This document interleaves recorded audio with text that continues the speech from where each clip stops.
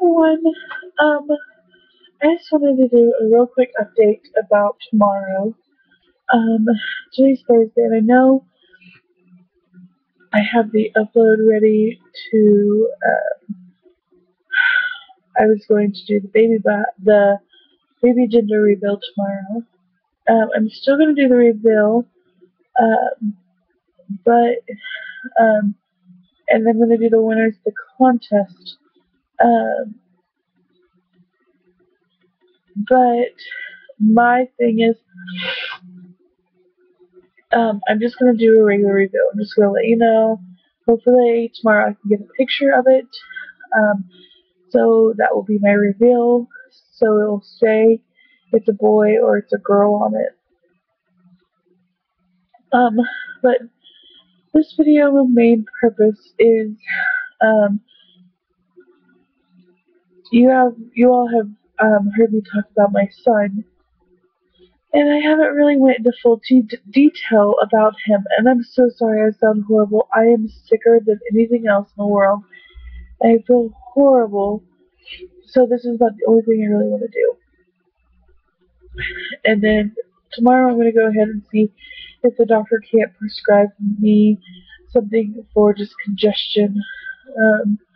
Because I'm just going to go to my regular doctor and get something because this is horrible. It's even getting harder to breathe. So, I'm extremely tired. I'm exhausted. And my husband's like, he actually has an infection. So, he's sick and I'm sick and I got a cold sore on the inside of my lip. I think this one was an old scent. And the thing about my zit is they pop up and they blow up like this one. I actually have one that was up in my hairline. This one is going away. Thank goodness. And I had one over here my nose. They're going away. But I have a cold sore from that fever I had the other day. So I don't think this is the normal just cold, I guess. I think it's actually the, oh my goodness, I'm actually sick kind of thing. But let's go ahead and get to my son. My son was born on July 1st of 2012, so 7 of 12, and it was very stressful. My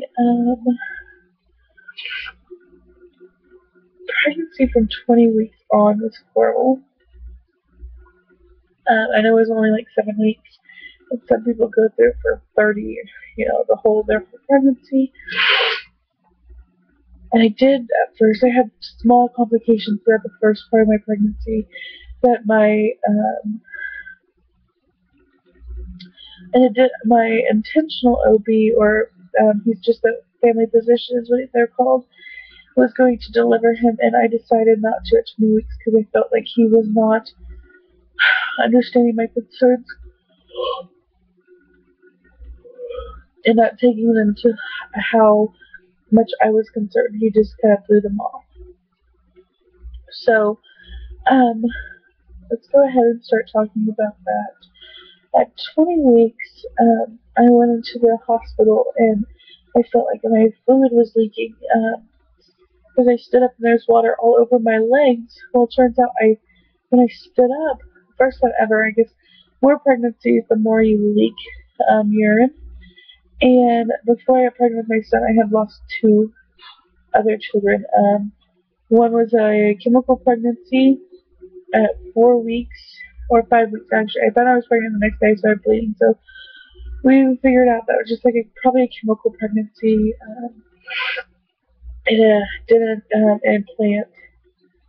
And then my other one was at 11 and a half, almost 12 weeks. I say 12 weeks because it's easier for me than get the actual days. And those were twins, and I'm so sad to lose them.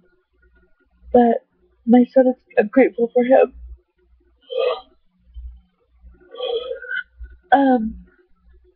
I just had bleeding, a lot of bleeding during my first trimester, and into my second, and all the way to my third, because I was 27 weeks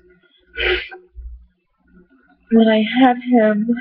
And at 20 weeks, I felt that he was just not paying attention because I was bleeding more and clotting, and so I went to my old OB, which she was actually leaving the practice in a month, so I went to her partner that's in the practice. There's actually several of them, but I went to the next one I knew. And so I went to her, and I love her to death, and I'm still with her. And she automatically put me in the hospital, like, right away. She said I'm gonna put you in today, or we can wait till Monday, because it was on a Friday, to see what happens. And I said, let's just wait. Well, lucky me, we waited till Saturday, because I started bleeding even more on Saturday and started having contractions. So bleeding continued, the contractions continued. At 25 weeks, my doctor thought it would be best, because I had got the steroid, and it's a long steroid to help the baby's lungs develop. And so I got that at 24 weeks. And at 25 weeks, my doctor thought it would be best if I went to KU. No, it was 24. 24 weeks. And I stayed there to 25, and they released me on a Friday. I really wanted to go to he would be my cousin's boy's birthday party, and all I did is sit there and watch, but it was quite fun to see my daughter play, and it's at Monkey Business, and it's got all these big blow-up things that they climb all over. And we did that, and then that night, contractions and bleeding started again, so I went straight back to my OB and told her what was going on, and she automatically admitted me again. Well, bleeding subsided, and it was amazing. Like, bleeding quit the next day, but then contractions started. And they stopped them at 8 o'clock, gave me my sleeping pill, my pills that I took in the hospital because I was on bed rest, put my little fluffy air things on, and put me to bed. Well, that stopped until 7 in the morning, and I was 26 weeks, 5 days when this happened. So I went back in at 26 weeks, and then was in there at 26, 5 days, and at 7 in the morning, my contractions started, and they gave me Tributaline. And it's 3 shots, one every 15 minutes for the 3 rounds, and they gave me that. And they slowed them down, but it didn't stop them. And I started getting a lot of discharge, a lot of discharge. So then my doctor said, well, we're going to go ahead and send you to KU if these don't stop by the morning. So I was like, okay. Well, they calmed down, and at like 9:15 in the morning, they started again. My doctor gave me Tributaline, and she goes, you have to go to KU because we can't stop these anymore. We gave you the maximum amount of Tributaline through the 48 hours, and you're going to have to go up there. Well, I went up there, and the nurse that I had at first was very nice. I liked her. She was good.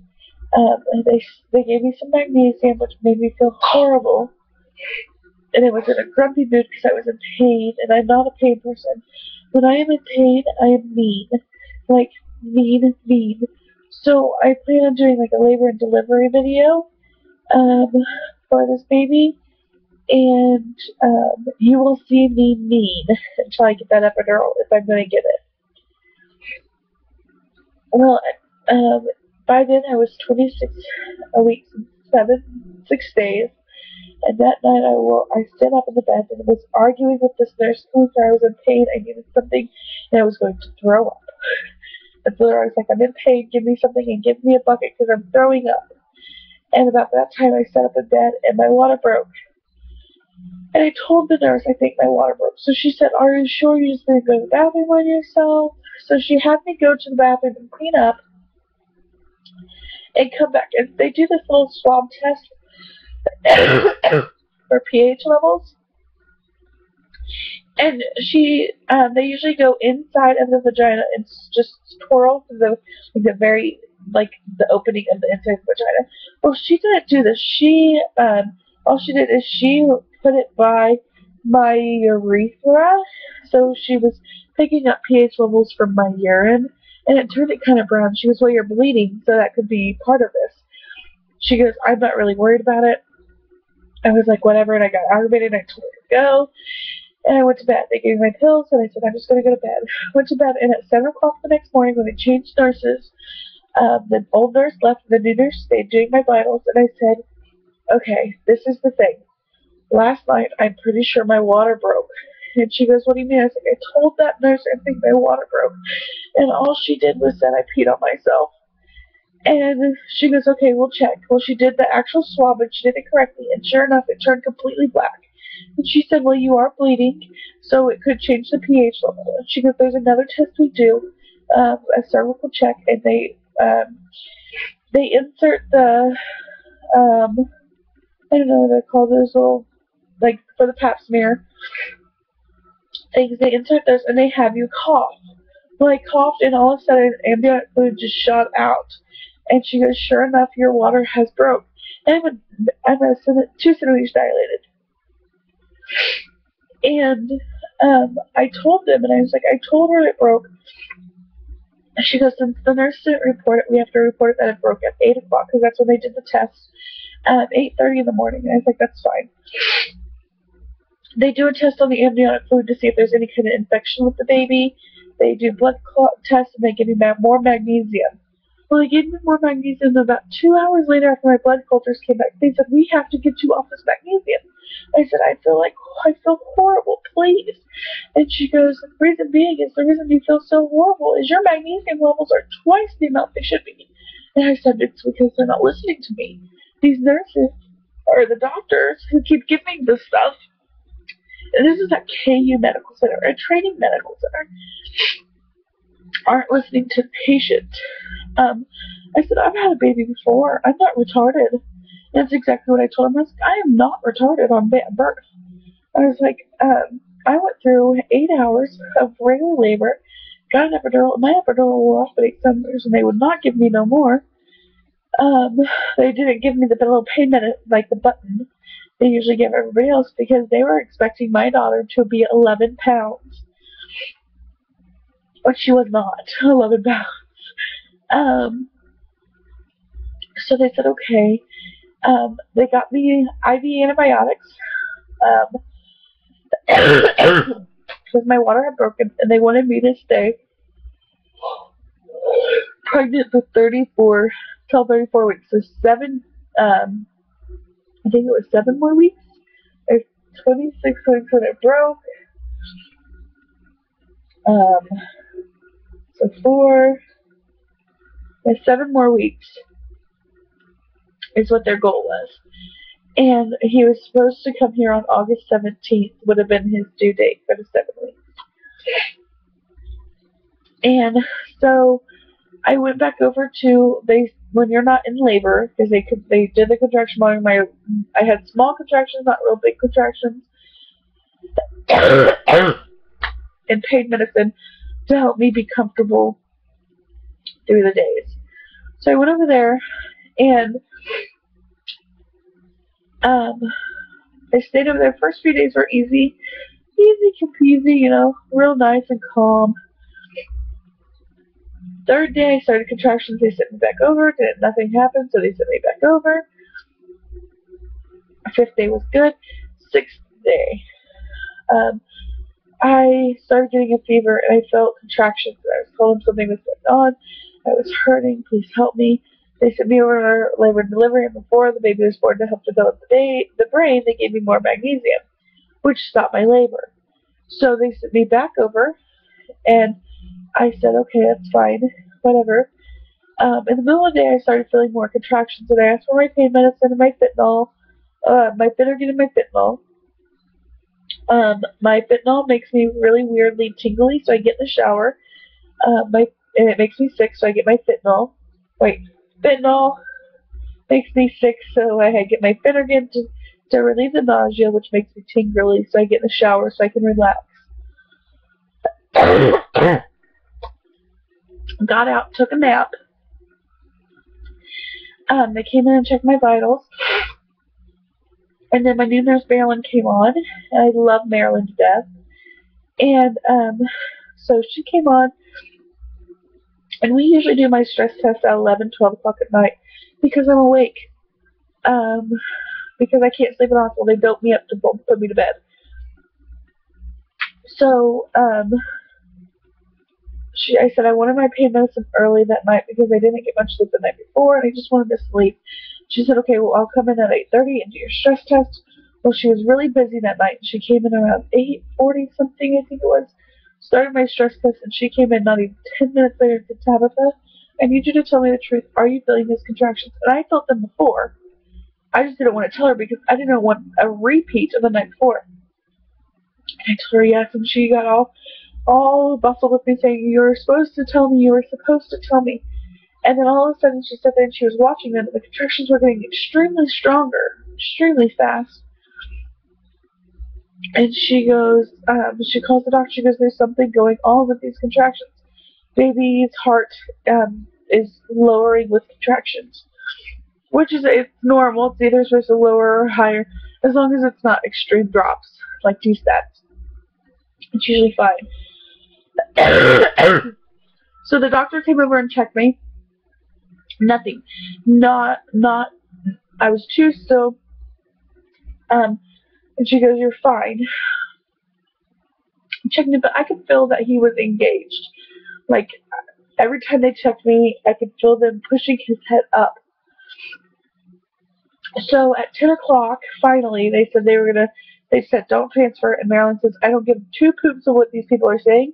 She's going over there. She's in labor.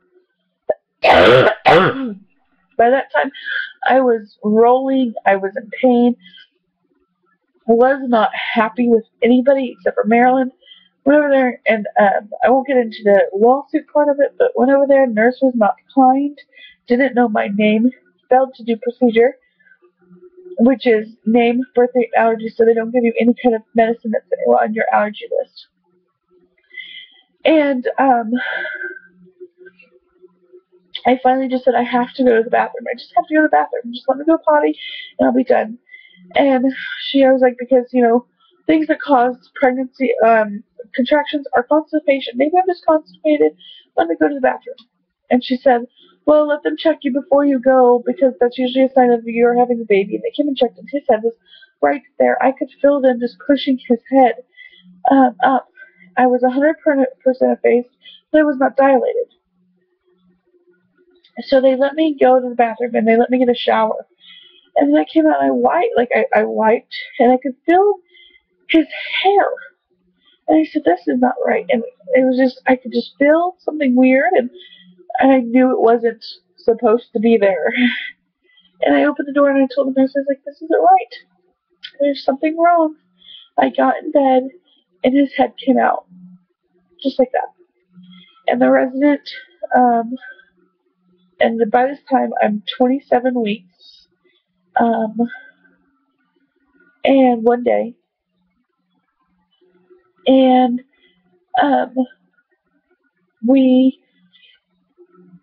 the resident that was in there with me looked at the two nurses that were in the room, and they were dumbfounded, and she goes, I'm sorry, but we're having a baby in here. Can you please call for assistance? Because they were just standing there.